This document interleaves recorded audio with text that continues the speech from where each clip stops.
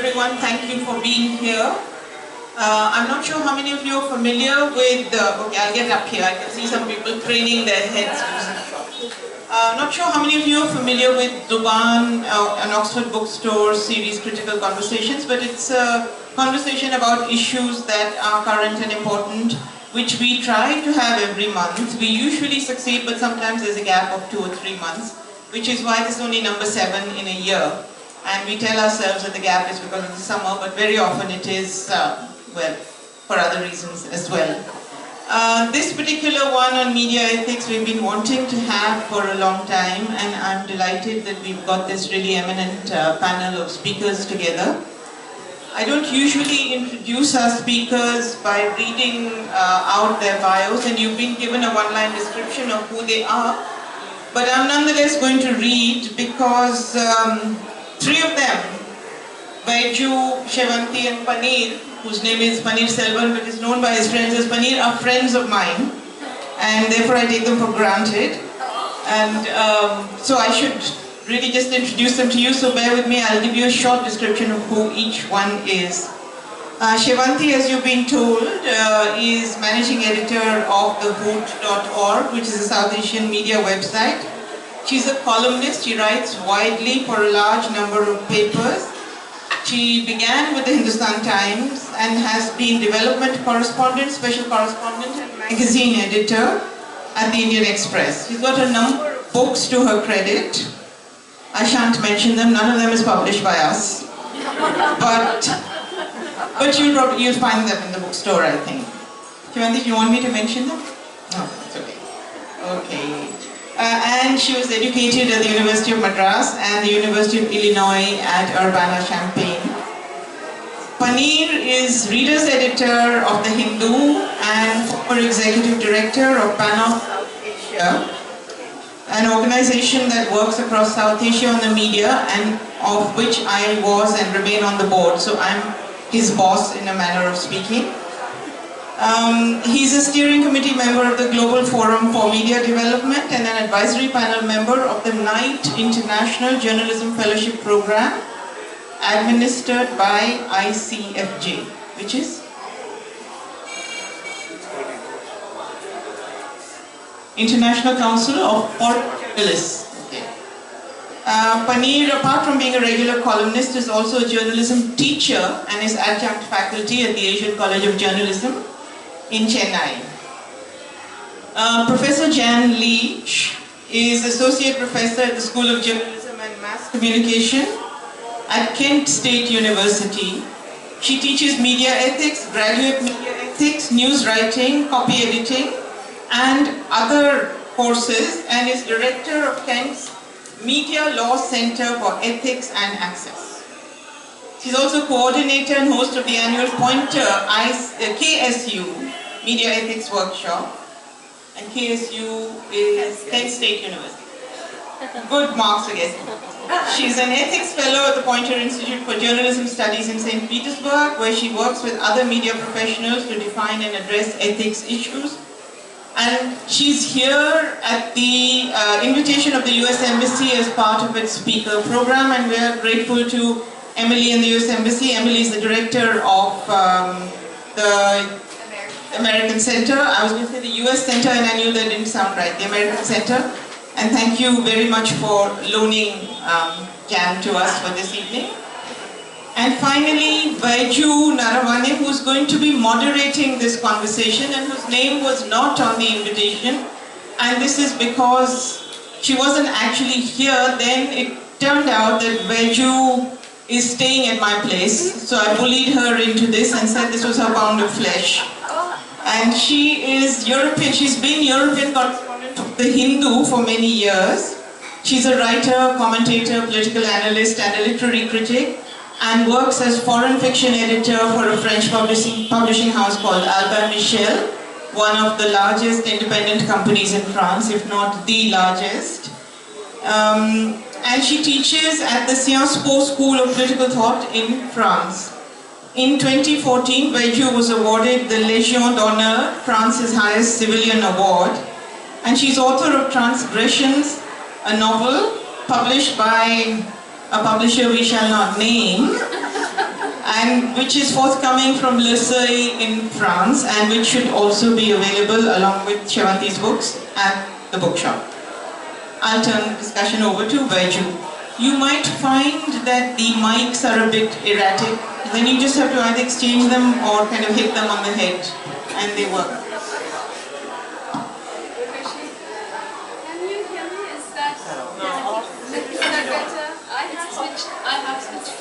Is that better? Yes.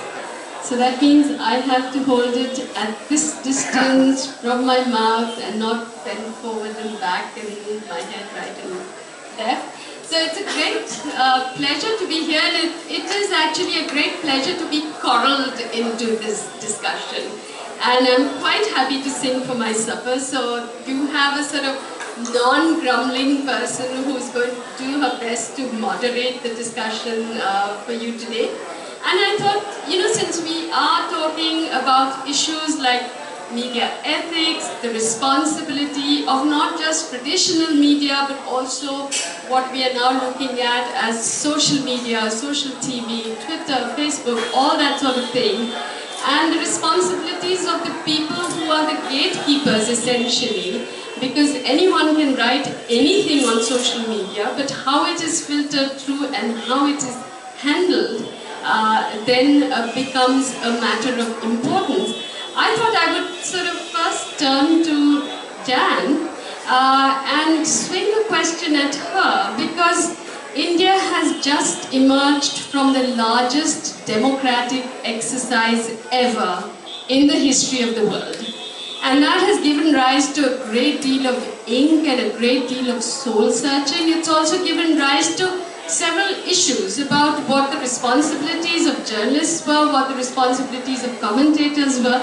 And Jan, I'd like to ask you, as somebody who's a teacher of journalism, I'm sure you've been sharing all these things with your students as well. And the Indian democracy has probably been a kind of laboratory as far as you're concerned, because of the plurality of its media or because of everything that's on offer, and the various ways in which Indian media itself has treated this election. Could you sort of share your thoughts with us on that? Hi. Oh, that's much better. All right, so I'm going to start all over again. Thank you for having me. Thank you to Sevanti Books, the Oxford Bookstore. And I just wanted to say I would be very incredibly intimidated by these wonderful journalists, except that I've been a professor a short time, and I was myself an editor, a reporter, a copy editor, and a journalist for over 20 years. So I come to journalism education from the journalism practice. With that, I would just approach very narrowly your question about the democratic election, Mr. Modi's campaign. We were able to see a great deal of that in mainstream media.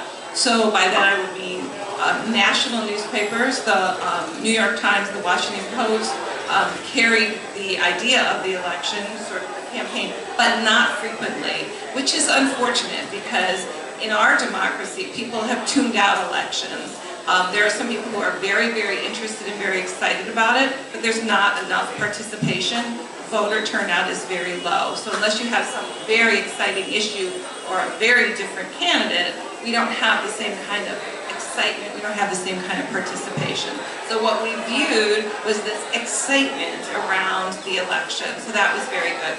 When the election occurred, there was a lot of news about who is this guy, tell me about his party, tell me who he represents, what's this going to mean for the democracy in India? And those were very good, very analytical pieces that went in all media. So in my former newspaper, which is a medium-sized newspaper in Ohio, there was a great deal of that. Lately, what we've been getting is how are things going under the new leadership? So what's the budget going to be like? Who does he represent? All of those kinds of things. So that's the kind of thing we're seeing. I thought I would go back to Sevanti about this, in fact, because not only has the Indian election been watched from the outside, but we've also had a lot of sort of self-analysis and reflection. But do you think, you who've been covering the Indian media for a very long time and been commenting on it, were there issues in this particular campaign that the Indian media sort of shied away from or did not probe or probed differently? Or what was your feeling about the way this campaign was carried out? Did it begin in a particular way and end in a completely different way? No, I don't think you can say that they did not probe, but you had a small section that kept on the problems they had with the lead candidate, and then you had everybody else being. I think the distinguishing feature was the way in which one party, and more than the party, one candidate, took control. And he was allowed to take control. It's been a fascinating case study in how much you use media or don't use it, or what media you use, and all of that. And it was, the Americans have this whole concept of a horse race election, and India has never been like that, but it became that, which is just two candidates. I mean, it's not just a prime ministerial election, but that's what it became. It was cheaper, it was easier, the advertisers loved it, so you just flog one part of the campaign. If you didn't have newspaper, and this is not just about the elections, but frankly, if you didn't have newspapers in this country, you wouldn't know anything about what was going on if you depended on television, because television is particularly myopic in the way it handled the thing. And this whole social media buzz. I have to hand it to Mr. Modi. I mean, the organizing and the organization and using social media down to the rallies and sending footage to all these wretched TV channels which couldn't spend money to send their own people out, all of that, they just swept it away with their organization, and the other party never got started. I mean, it's the way it seemed. So that was, I think, what in fact, that raises the question about whether the television channels and the newspapers had the choice of picking up that footage or not. Were those essential ethical questions as far as the stations were concerned? Was it a question of survival for many of these stations, and was it a question of not really having a choice? No, actually, when it became an issue, then first they started labeling and saying footage supplied by. Then they started pooling their own resources so that 4 or 5 channels would get the same footage. So they kind of responded to the criticism they were getting. So there was discussion. It was such a long campaign. There was a change in this. And Paneer, coming to you about these and similar issues, because you hold a position which is in between. I have been a sort of correspondent who's been filing reports or whatever it is on reality as I see it. Sevanti has been somebody who has been criticizing the whole process of how newspapers, television channels, radio not really to speak of, but whatever little radio you might have, has been covering this. What has it been like from the point of view of the readership? Who are in this kind of go-between position between the readers and the newspaper itself and the journalists to a certain extent. Have issues been raised? See, being a reader's editor, you also develop your own tools to look at whether the complaint is a fair complaint or the complaint is a manufactured complaint. The manufactured complaints generally starts at the caveat. Says, I'm neither the sympathizer for BJP nor a member of RSS. Then you know what it's going to be. I'm neither a member of BJP nor a sympathizer of RSS are the letters which come in before 7 in the morning. Which means they are originating somewhere else. You open your comp in the morning, you have about this, I'm neither a member of BJP nor sympathizer of RSS. Blocks your mailbox. That way you know which is a genuine complaint and which is a orchestrated complaint. In this orchestrated complaint, they have very, very little tolerance for any form of criticism. And they start targeting people who are opposed to Modi. In our case, we had the number of letters against say, one ordinary report by Vidya Subramanian generated about 700 letters by 6 o'clock in the morning. These are the things, how it works.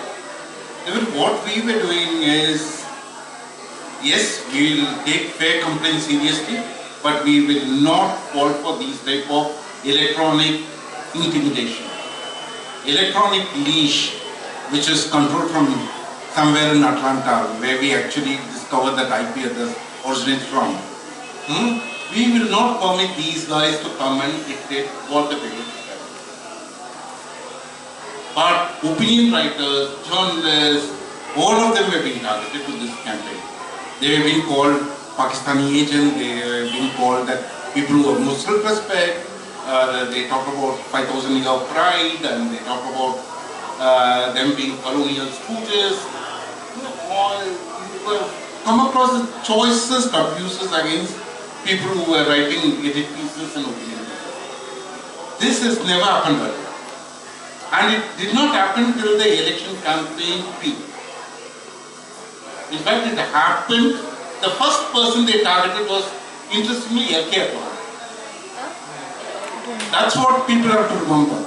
This group's first target was LK Advani because when LK Advani did not fully endorse the idea of Mr. Hoot. It started from there. That was the turning point. After LK Advani, then it spread to various people. Then Jaswant Singh was added to the list, Murli Manohar Joshi, Sushma. The attack was not against the people from outside the party. Attack was also directed people within the Parivar. What were the concerns that genuine readers were raising about the coverage, for instance? Genuine readers were raising about 3 issues, saying that why other parties are tongue-tied. Okay. They said that, well, why are they permitting this to go on? The inarticulateness of the other parties came out very, very strongly by quite a lot of readers. They said that we do not want to hear on Abhishek Manu Singhvi coming up with a stupid excuse which undermines the challenge.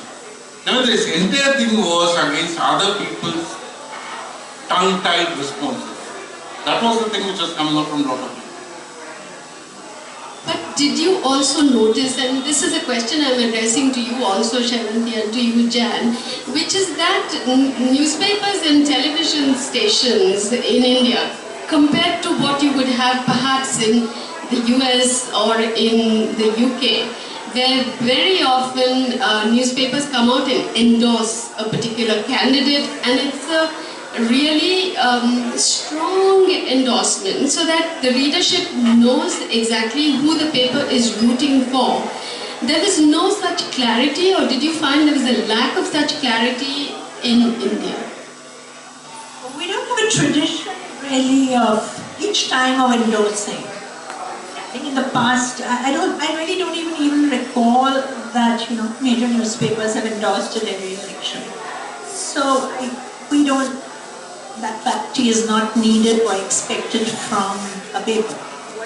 What I imagine people would be critical of is letting one candidate swamp the coverage.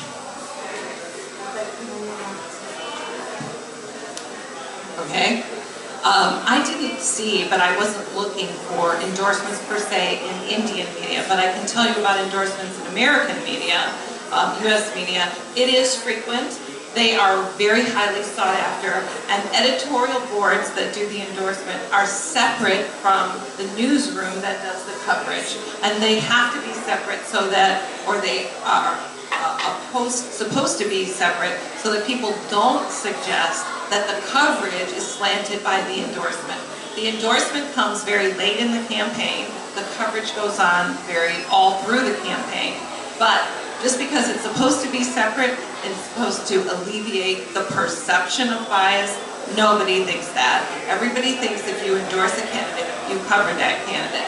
This has been a huge issue in the United States media, and there's been a lot of research about whether endorsements affect or influence coverage. And generally, newspapers come out pretty well because they measure by column inch how much coverage, even the size of photographs, whether one candidate's photograph is bigger than the other, whether one candidate is seen as smiling and the other one frowning. So, people make those accusations, but generally the coverage is it gets very close to neutral, but nobody believes that. Everybody thinks that an endorsement means positive coverage. Most of the Indian languages publications are owned by various political parties.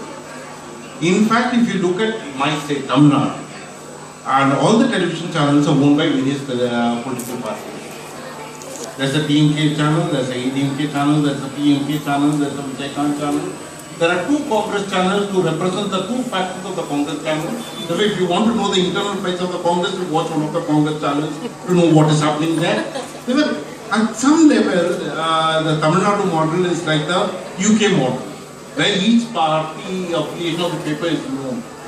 So the moment you take a Guardian, you know that it's Liberal Democrats. The moment you go to Independent, you know that it's Labour. You go to Times, you know that it's a closer to the UK model. And if you go to another state, that's the most important thing which a lot of people in Delhi don't understand is that Kerala model. Kerala model has a micro identity politics manifested in its publication. The moment you see a Malayali carrying a paper, you can know to which social structure they belong to. If I am a Syrian Christian, I have Malayalam Manorama. If I am a Nair, I have Mathrubhumi. If I am a upcountry Muslim, I have Madhyamam. If I am a central Muslim, I have Chandrika. If I am a Catholic, I have Deepika. If I am a Marxist, I have Deshabhimani. Hey, see there, if I am a Irava, I have Kamudi. By looking at the newspaper, you know the association there. At some level, what is happening here is part of the literacy is also using the media for your own empowerment. When it had a positive side to it, because these help people to organize themselves. The type of Nirava papers changes what they brought in Kerala is very, very important. How are we going to look at this? Are we going to take suddenly a very, very sanitized, distant position on these things? The entire Dravidian movement wrote on media. All of them were the writers and filmmakers. Here the perception is that film guys rule the party. Actually it's the party guys who rule the film. See, that's the most important distinction. The moment you move away from Delhi, you realize that it's the party guys who run the film industry and who run the media industry. Even now, this is a completely different history. It's also the question of how we are negotiating the public space. All these things are getting ruptured post 1991. The liberalization happened when media became a huge investment opportunity. A lot of people thought that media is a big business. And what is happening is today nobody is actually making money. In the last 3 years, 32,000 crores apparently had come into media, and this 32,000 crores, nearly 20,000 crores has come in as ownership stakes. Whether Ambani is taking over TV18 or Aditya Birla Group taking over India Group, these type of investments and the stakeholding was the highest. So if you are going to look at the amount of money which has come into media, it did not come as a media support. It came in to control media. So the flow of money into the media is also a new structure which is happening. So it's going to actually pose new problems, and we don't know how it's going to go. But then the question is that 30 years ago, 50 years ago, before the 1991 liberalization revolution occurred and before India went global and brought down all the tariff barriers and all the rest of it, you still had people like the Dalmias and the Jains, big business houses that owned media groups. And you had major people, industrialists like the Goenkas and others. So what has really changed? What is the qualitative change or the quantitative change that has taken place now? See, the difference is, say, Ramnath Goenka was always a media person. He might have acquired a real estate here, he might have acquired a real estate there, but at the end of the day, he was actually a media person. Okay, never when this Rajiv Gandhi's famous defamation bill was happening, the old man was there in the front leading the march. Do you think that some of the new owners today are going to do it? That's one. And second one is, what is happening today is, it's actually the proliferation of Indian media. It's not the plurality of Indian media. And since it's proliferation, it's not profitable. Look at all the television channels. Not a single channel which is on current affairs and news is making money. They're all bleeding. And the moment you have started bleeding, you permit yourself for corporate control. So I have a related question to this for Sevanti actually, which is that, you know, we've seen the case of Rana Ayub, who wrote this article saying that with the appointment of Amit Shah, whatever, you know, we had hit a new low. And then that article was pulled off the electronic edition of DNA. Does that point to a new kind of nexus between corporate interests on the one hand and political interests on the other? What sort of indication is that giving us? And if Panneer is saying that when you had people like Goenka, whose main interest lay in the media, they defended or they projected themselves, even in their own imaginations, as people who were there to defend the media and to defend certain values or certain ideals, or whether it was capitalistic or monopolistic practices or whatever it was. What has been the shift now? First of all, in the DNA case, in the case of Rana's piece being pulled off, the person, this is a proprietor, Subhash Chandra, who is his major empire is television. This was his one experimental print. But this is a gentleman who, like 2 or 3 other media owners or editors in this election, actually shared a political platform with Modi. He made no bones about it. He's been seen on Modi's platform.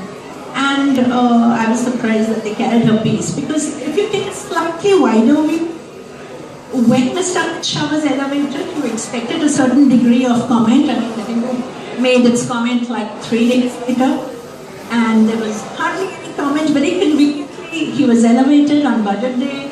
There were no editorials, one in the Indian Express, one in the Hindustan Times, who didn't think there were any issues to the background. And so when this girl said, oh wow, this is, and she told me that Express had not taken that piece, but she gave that the same day that they were writing the editorial, and they were very strong in their editorial. So,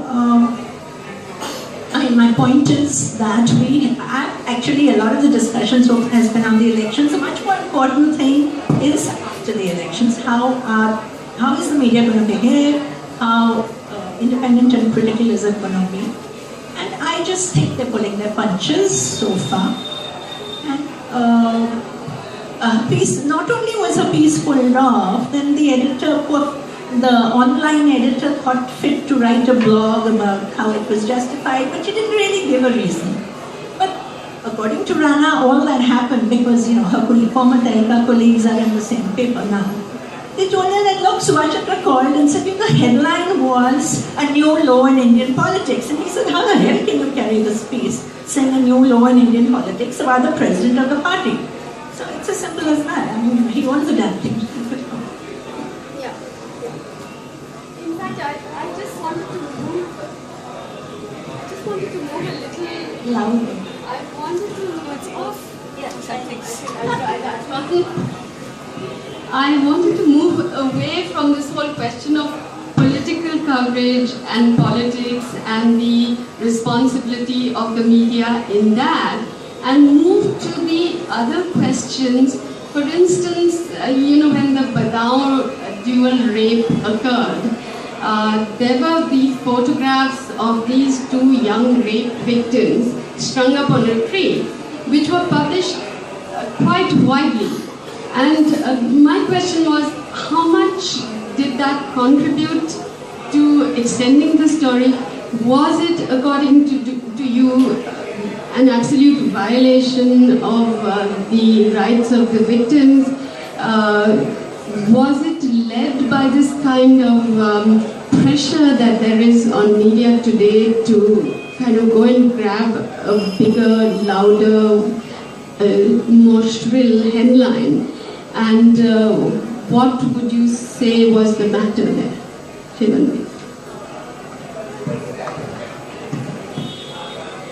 In India, it often has to do with the class of the victim. And, certain classes of victims are not entitled to any privacy. But I'd like to hear Jan's.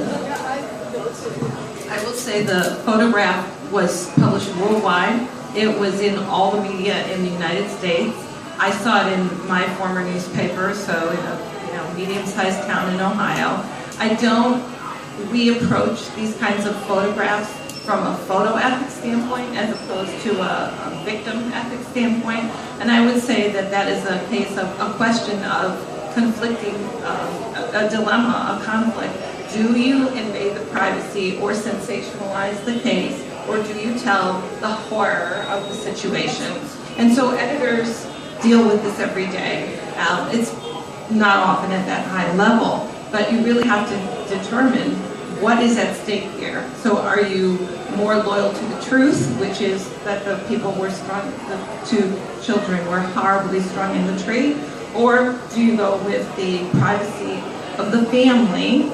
And of course you can't invade the privacy of a dead person, so you don't have to really worry about the children, but the family there. And I would suggest that frankly this is such an important issue, depending on the graphic nature. I didn't have a problem with the photo. I did not. Panneer, can we have your reaction to that, because you are the kind of wire media between the readership and what people would think of being as the general interest and the more narrower interest of the journalistic community? See, these are issues where the guidelines are written and the guidelines are broken. The guidelines are broken on the basis of only two things. One is the guidelines were written when we were essentially a print media environment.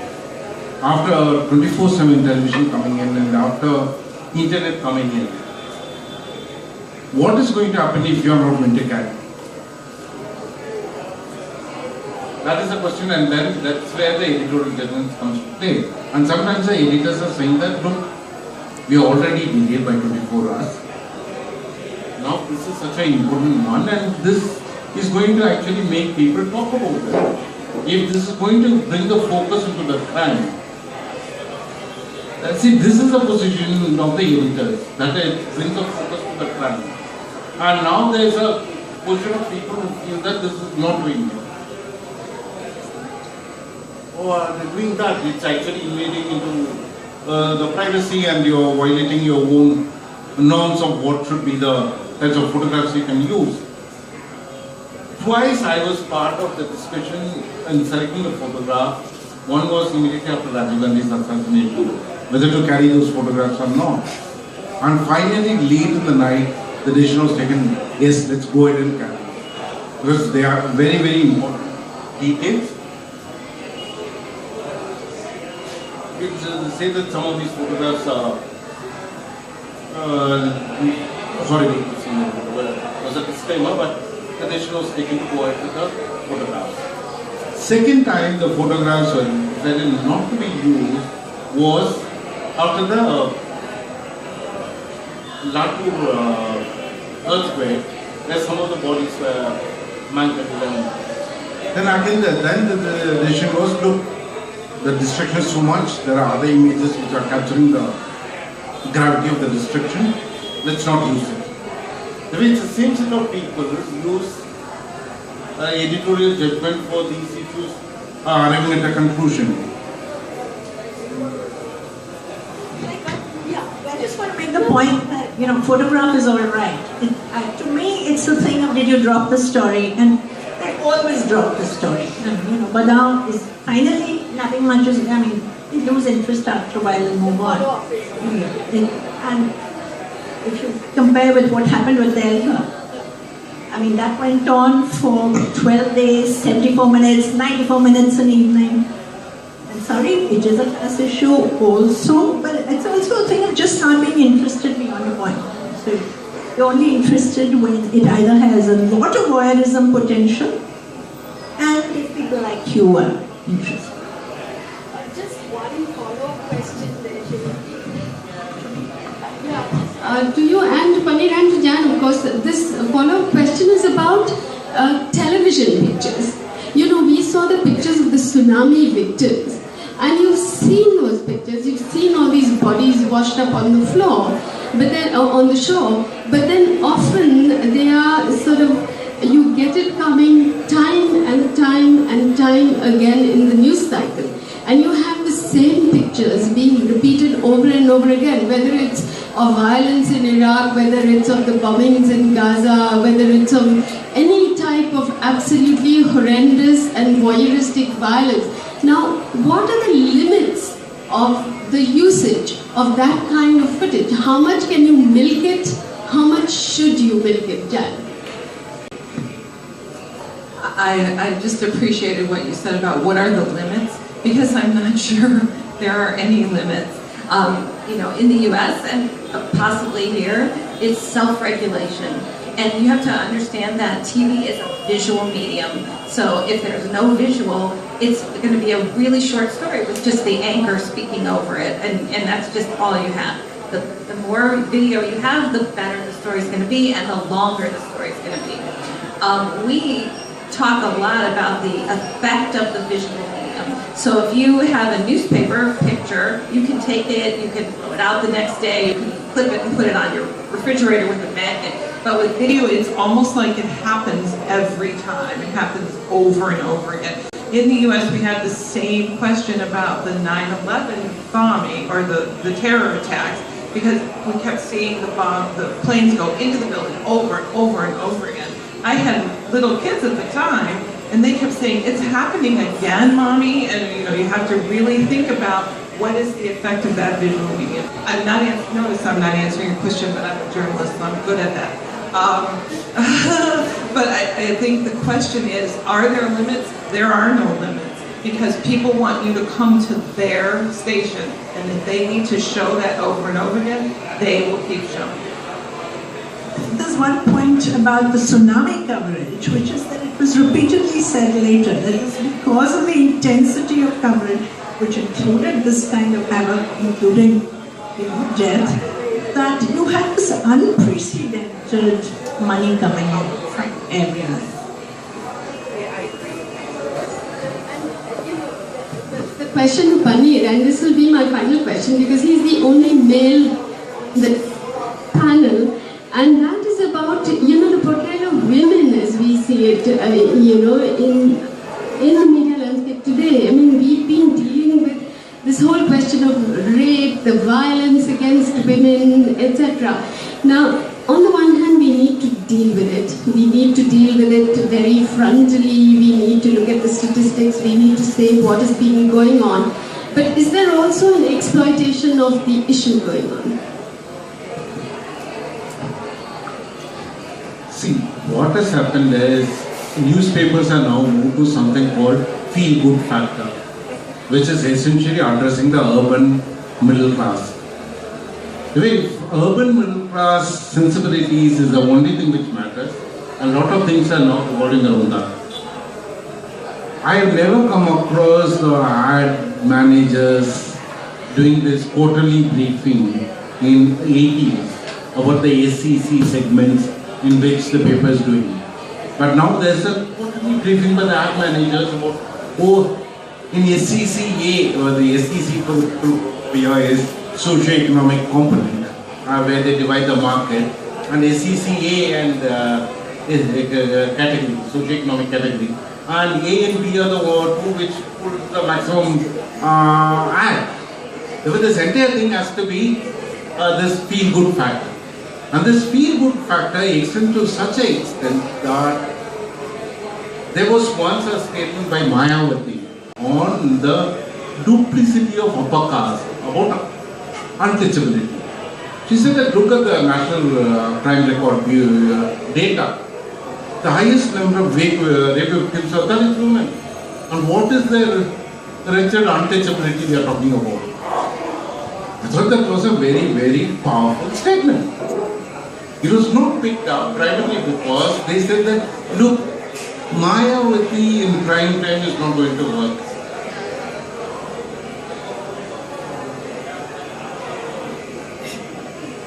Period. That's all. All it did was they looked at the Mayawati footage and said, prime time, this, no, it's not going to work. What is happening is, despite the overall debate, the debate is happening from within the same socio-economic milieu. The way you can have one Sitaram Yechuri battling it out with Arun Jaitley. The way you need an anglicized middle class, privileged background, male, essentially, and you pepper it with a lot of interesting women voices. Therefore, this peppering, they have actually arrived at a formula of saying that, look, we are gender sensitive. There is tokenism has reached its balancing peak, and technically you can't find fault because no publication is free of women, no publication is all those things are there. If you are going to look at the tokenism part is complete, but it has not become into an organic practice. From the gender point for 1 minute on the Mayawati issue. The fascinating thing is when the Formula One races first came to India, came to Delhi, she was the Chief Minister of UP. She inaugurated them. You could not find her face in any of the coverage of F1. They would pick up images, but they would not pick up that image. There are lots of other images to pick up. It was fascinating.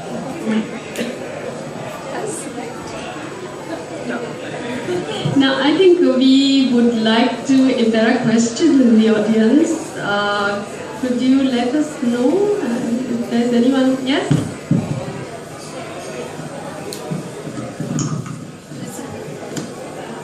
Hi. I was really interested by what you were saying about images in the media, and my question is not so much about ethics of using images as much as it is about the effect. Especially when you're talking about really sensitive and private images, like, the one about the rape victims that was overused or excessively, circulated. I guess my question was whether you think that, by repeating the same images over and over again, do you think it, creates to, or, does it lead to sort of a desensitization of, the audience to the image? Or is it something that you think elevates that kind of image more to a status of an icon and gives it more meaning by repetition as opposed to depletes it of meaning? That's a really good question. Hello? Oh, now it's up. Okay. That's a really good question, and one I've been encountering a lot about desensitization when you repeat information. And it's really something you have to consider in terms of the importance of the story, what is the newsworthiness of the story, and how often are you going to keep the story going. So whether you use the same image is a really good question, but I would suggest that you need to keep the story going, especially these really important topics. And when people start thinking, oh, well, it's just another attack, it's just more violence, it's another rape, we've heard this, it's enough. We've abandoned some of our responsibilities, because if we keep the story up, but we tell the full story, the whole story, we give the story context, you can look at that horror and say, never again. If you don't see it, if you never approach it, you're never going to have the passion for doing something about it. And the thing is, I don't think the media can make anybody do anything but I think the media might be able to help one person do one thing, and that's tell the whole story. And sometimes the images are part of the whole story. So, I mean, for example, there are gruesome, horrible images of war, right? But it may take a long time for people to say, we don't want to be involved with that anymore. There are gruesome, horrible images of the tsunami. We saw the same things. We had the same thing when we had Hurricane Katrina, and it was images that resulted in the outpouring of support. So I think that's part of our responsibility.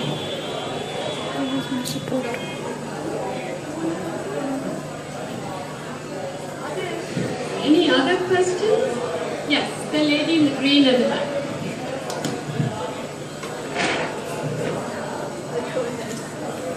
So we saw recently a lot of coverage of the Preeti Zinta case, and I was curious to know what you think of the media constructing the investigation and playing an active role in possibly violating her right to privacy. Question of Preeti Zinta and what went on between her and Shah Rukh Khan, and whether the media set itself up as judge and jury and violated her privacy. Not Shah Rukh Khan. Who was it? Yes, the Vaiju, the seal of the Vaiju. I'm very sorry, indulging in defamation also. It was totally a story that they wanted to live off. I mean, I don't think it was so much a thing of ethical considerations. It's a story that sells. You will ignore everything else and just think your audience wants to hear about Preeti Zinta and what's happening to her in Sevanti and give them as much of it as possible. It's just a story that was flogged for purely commercial reasons, in my view. It wasn't a gender thing, right? See, if you sit in the newsroom, you come across a completely different language. Newsroom actually has two sets of people. One set of people who actually address something called public interest, and there's another set of people who address something called what public is interested in. And this is a constant balance. Even what public is interested in need not necessarily have to be negative. Only thing is, if you permit what public is interested in, if it subsumes the public interest, then it becomes a problem. But I don't think that Preeti Zinta story subsumed other stories. To some extent, in fact, it reopened a certain amount of ownership problems within the IPL once again. Even the entire IPL ownership structures, all those things, again, quite a few people have talked about that. At some level, this is this constant balancing between what is in public interest and what public are interested in. Do you agree with that? No, I think we're just selling the story. I'm sorry. Well, you see, you get two journalists together and that's what happens. Yeah, I just think it's an exciting thing for all the young guys, I'm from Generation X. Could you take a mic? We're recording this actually. My voice is quite loud already. So we're going from a mute journalism to a bold journalism. I can't have a food at night when I don't listen to Arnav. I just love that guy. He really screws every top guys and we feel so happy like Amitabh, watching Amitabh Bachchan movie. It's the most exciting time for journalism today. Like you got Twitter, social networking and whatnot. The most exciting field to people are in, I suppose. And there should be no limits. Why there should be censorship? There should be self-regulation, as Madam pointed out. That's a very interesting question. Should there be censorship? Should there be limits? No. Limits? Given social media and everything, censorship, it can't be done. It's absolutely... The fact that you love Arnab Goswami is not a censorship or non-censorship issue. It's just your taste.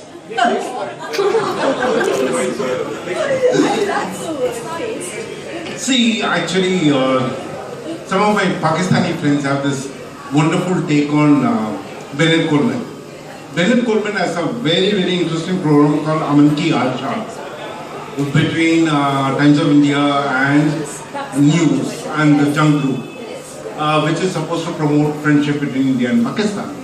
And they have Times Now. Even they said it's a publication, media group, which has Aman Ki Asha on one side and Aman Ki Ashes on the other side. The first is Aman Ki Asha on one side and Aman Ki Ashes. Ashes, A-S-H.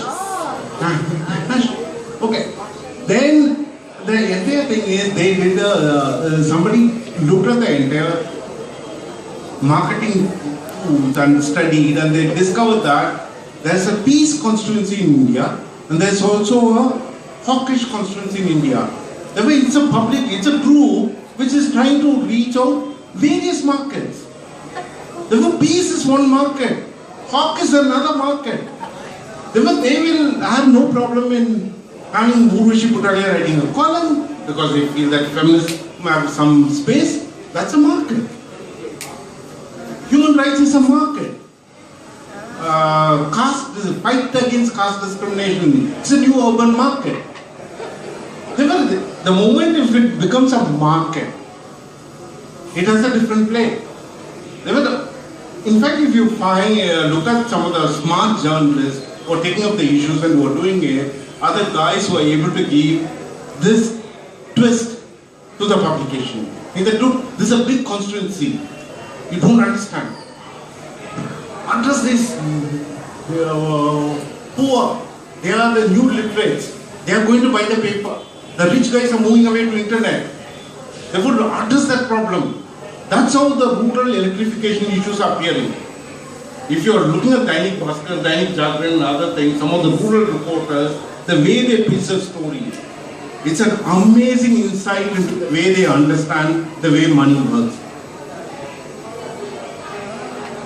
There is all sorts of things happening within the media scape, and one of the things is to which market you belong. But you've been talking about there being no money in the media, right? Nobody is making money, is what you said. Nobody is making money in big televisions. The Hindi media, Indian languages media, and all are still making money. They are surviving. There's a gentleman there and then the lady. Oh, sorry, the lady back and then the lady. Yeah. I'll just take a long route to my question. Recently we had a budget, and in a certain really nice newspaper, I saw a certain actress giving a quote about the budget, which was she's not known for her intellectual capabilities. Next, sir was talking about newspapers based on ideology, but in mainstream media we do not see such newspapers anymore. I just want to ask that, are the Indian media houses moving towards overtly simplified news? Are we catering to a dumbed down audience? Is this the case that Indian media just, like media houses see that, okay, this is our audience, let's see, are they going to understand ideology based situations, or let's just paste some photographs and make them understand this? Is this the case? Because no one seems to ask these questions about media at this stage. Okay, I'm going to toss this question to Jan because she's an outside observer. Right. And you know, you and your students have been looking at the Indian newspaper scene or the Indian media scene. What is the impression you come away with? And then I'll move that question to you, Sevanti, as somebody who comments on those issues. Yes, if you think about the media, it's mass media, which means it has to appeal to a mass audience. And the mass audience has varying degrees of intellectual ability, education, and those kinds of things. I would tell you that in the US, we generally write in the newspapers to a 9th grade audience, but a 9th grade education, okay? But that's not the typical reader. The typical reader is a college-educated, white male over 50.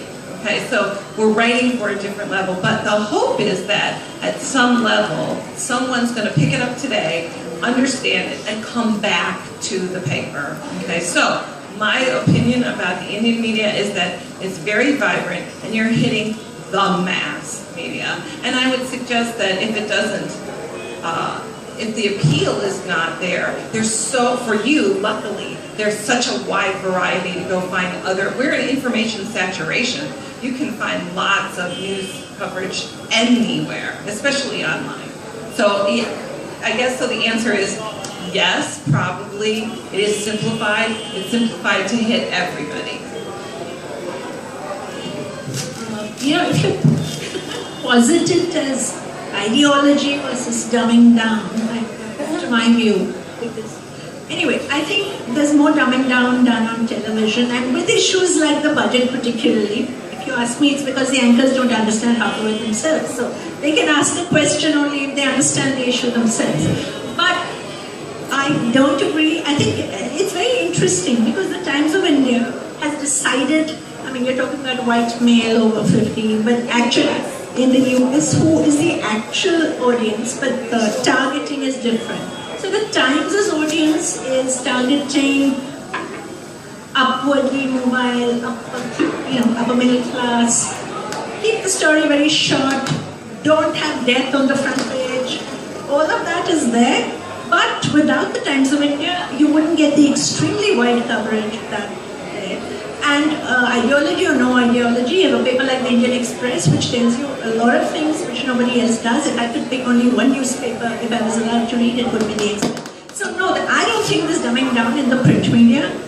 I think there's a fair amount of it. I mean, we're all champions of the regional media, but there is some amount of it in the Hindi press and so on, and a lot of upward mobility there, where you pick issues to cover which market, upwardly mobile market, and nobody beyond a point wants to keep hearing about how poor India is. I mean, so it's not just ideology, it's issues versus dumbing down.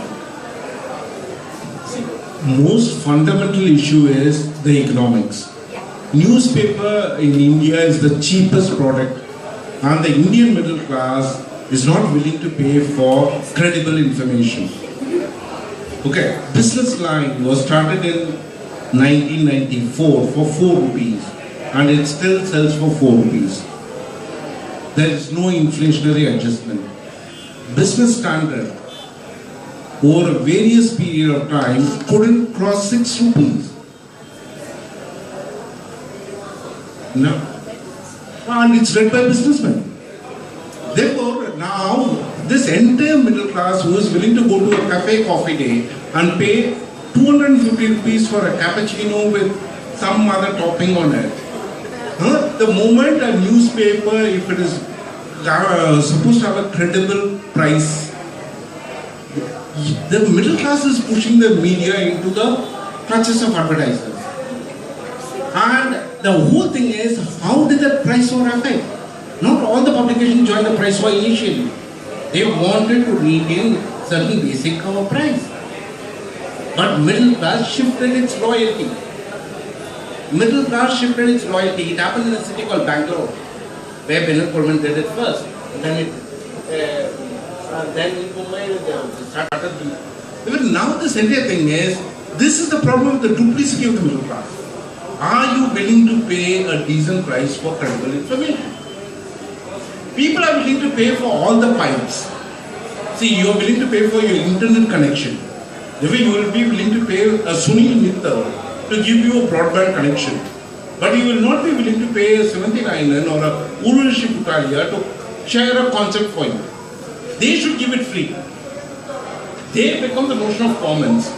The Sunil Mittal and Ambanis who are providing the pipes will be paid. We pay for electricity.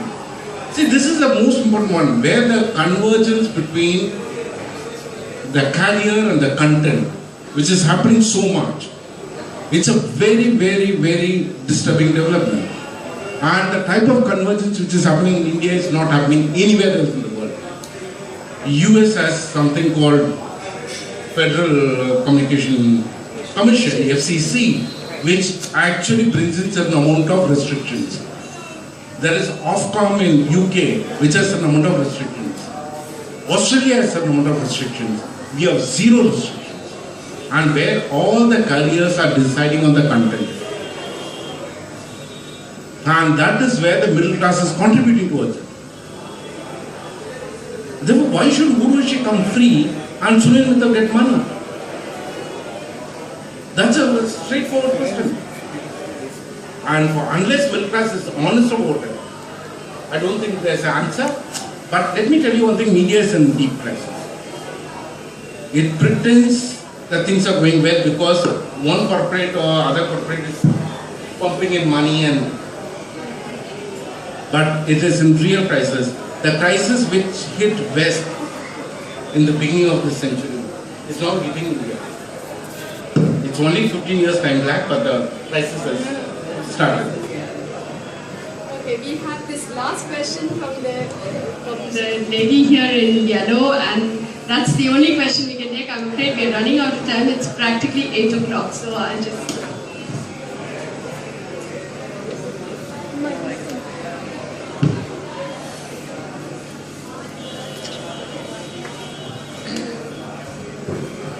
So very quickly, what I was going to ask has mostly been answered, and thank you for the insights.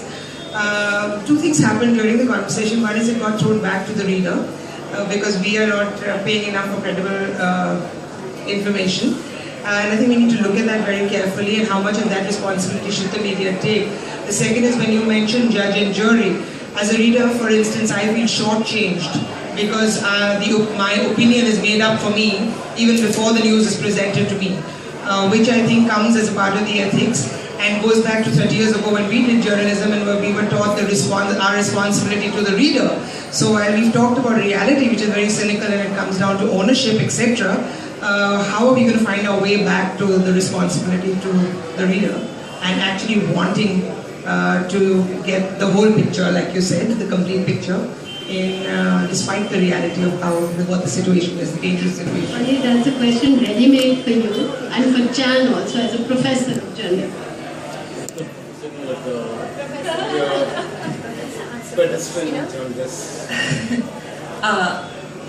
If I understand the question correctly, it's a question of how do we get back to responsible journalism, and then everybody has to accept that it's irresponsible. So we're in a really difficult position because we have to remember that we, journalists, got into the business to help people, to make a change for the public interest. But media is a business, and they're in business to make money. And when they don't make money, they will do many things that we might consider as journalists unethical to bring audience, which brings money. So we're at a pendulum swing here, it's frankly, in my opinion, way worse in U.S. media. Newspapers are dying, no one will pay for them. The newspapers gave away all their online content for free, and now they're trying to charge for it after the fact. It makes a lot of competition. We don't have ownership by politicians or parties, but in that case, we're still in a lot of trouble. How do we get back to responsible media? The question is really, how do we get all the readers back? And I don't think we're going to get them back in the same form. The future of journalism is not in print. The future of journalism is going to be online. And so we have to be looking, or digital, we have to be looking at how we present the news there, what people are willing to pay for. And remember, people read online in layers, not linearly. So what do we present? How is it there? How much more information is contained in the links and the multimedia and all those kinds of things? I think that's the only way we can go. And we can do that responsibly. We just have to really tell people that it's there for them.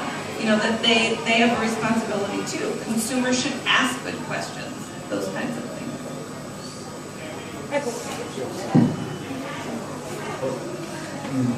See, one of the biggest fear is that if you are going to permit the carriers to decide the content, then that is the end of the story. And what I see is that India and Malaysia are the two countries where carriers are determining the content. Because these carriers have also moved into media products. We can in fact get into the names, for instance, Ambani. No, the other person is Aditya Branda. They have Idea. Can you speak into the mic? Idea is their mobile company, and they are into the media. If the carrier, see, the idea of the carrier is it's supposed to be neutral. It's supposed to carry all the content, and the end user has a choice of selecting it. But the way the carrier is being charged, the way the DTH platforms are being worked out, and the way the pay channels have been worked out, carrier can decide the content. And if the carrier is going to decide the content, what is the situation? It's actually, the answers are very, very difficult right now. And I don't think anybody has actually figured out how to deal with this. Carriers are becoming much bigger. See, three things have already happened. One is first, telecom companies have overtaken FMCG in quite a lot of media market as the single largest advertiser. Single largest advertiser. The advertisement is going to telecom.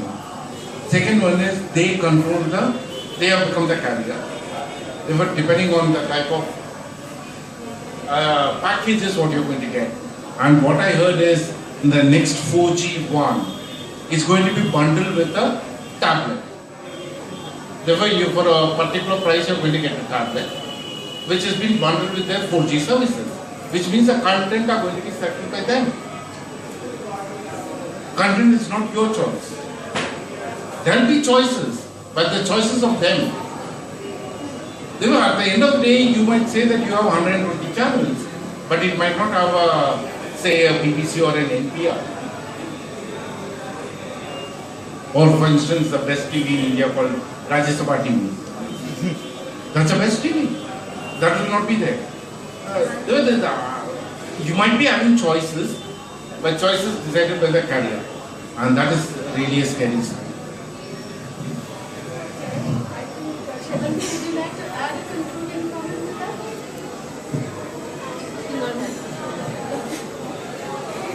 Well, it is a fact that the 4,000 crores that Ambani's recently paid to just buy all of Network 18 is because we're looking, the ostensible reason is that we're looking for content for 4G rollout.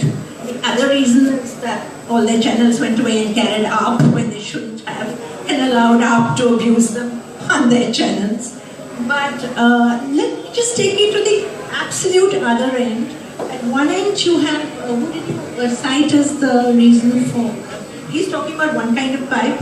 What's happening in the villages of India is fascinating. They've all moved away from the public broadcaster. They're all into DTH. You buy a Videocon TV and you get a Videocon DTH bouquet bundled with it. So that's the other kind of thing that's happening in terms of bundling content with pipe. It's just something to watch because, they can't afford it, but all of rural India is leaving your free TV, which is lousy according to them, and moving over to DTH. However poor they are. And you may not get Rajya Sabha TV, yes, or anything else on that, but there it is. I think we will conclude over there. Thank you very much for everybody for having attended this evening, and thank you for those very stimulating questions. I know that there are more questions, but I really don't think we have time. But immediately afterwards, you can interact with our very, very interesting panel. And I thank you all, and I thank the American Embassy for having organized the event, and for Zuban, of course, for all the fabulous work that they do in publishing and in encouraging debate and discussion. Thank you very much.